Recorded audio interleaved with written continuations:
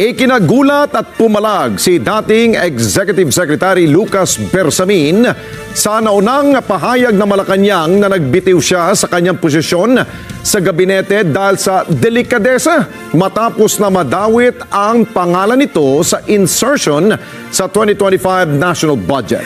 Ang himutok po nitong si Bersamin, sana raw ay sinabihan muna siya ni Palace Press Officer Claire Castro ng magiging anunsyo ng Malacanang bilang kortesiya at hindi yung siya pa yung huling makakaalam na nagbitiw na pala siya. Accepted the resignations of Executive Secretary Lucas P. Bersamin and Department of Budget and Management Secretary Amena Pangandaman. Both officials respectfully offered and tendered their resignations out of delicadeza. Sinabi na lumabas na basa mo na lang, I resign out of delicadeza. Masarap pakinggan, yung out of delicadeza. Pero hindi naman totoo yan.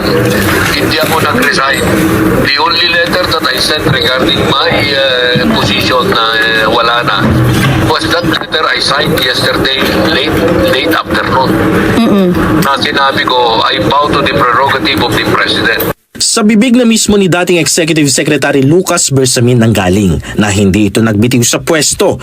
Taliwas yan sa anunsyo ng palasyo. Somebody, a close friend of mine, at least as far as I know, called me up in the morning, mga siguro before 12 o'clock, to tell me na I am to leave as Executive Secretary, exit na ako.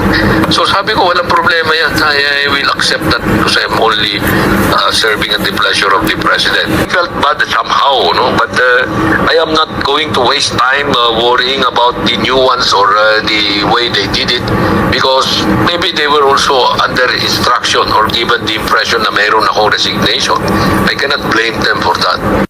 Hindi na daw tatanungin ni Bersamin si Presidential Communications Office Secretary Dave Gomez at Palace Press Officer Yusek Claire Castro ukol sa pahayag na nag-resign na siya out of delicadeza. Pero si Bersamin, i-dispute daw ang pahayag ni Yusek Claire Castro na aniya ay hindi totoo. Dagdag pa ni Bersamin, sana man lang ay sinabihan siya ni Yusek Castro sa magiging pahayag ng palasyo bilang kortesiya o courtesy sa kanya at hindi yung siya pa ang huling taong makakaalam na nagbitiw na pala siya sa kanyang tungkulin bilang Executive Secretary.